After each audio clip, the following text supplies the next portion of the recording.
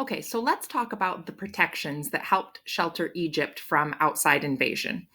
Okay, the first one I want to talk about down here is the cataracts.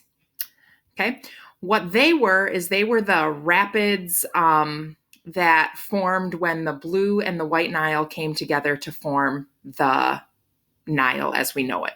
So we'll label this one cataracts. And the reason why that helped protect Egypt is because it was really hard for boats to get through there. The boulders and the cliffs and the wild rapids would have made that really difficult. So outside invasion from the south would have been difficult along the Nile because of these cataracts. Okay, so that was how Egypt was protected to the south. Over here to the west, ooh, wow, that was not meant to be that big. Over here to the west, we have the Sahara Desert.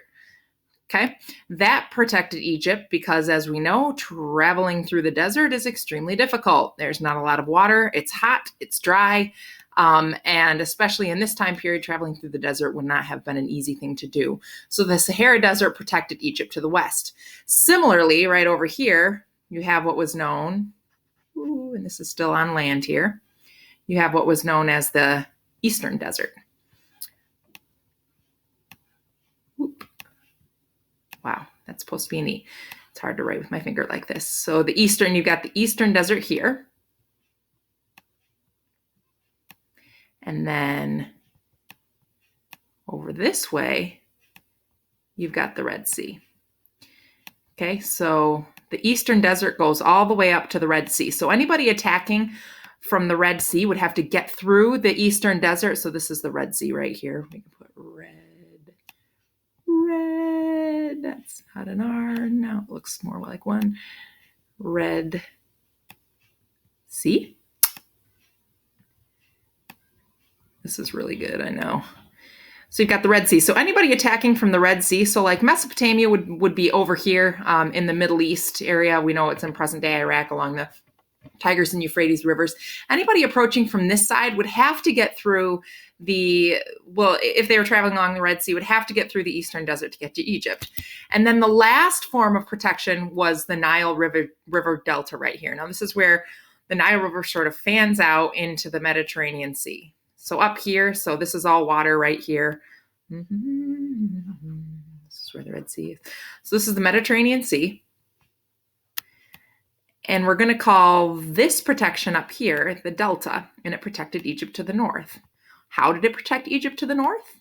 Well, so we'll put a star here as the northern protection.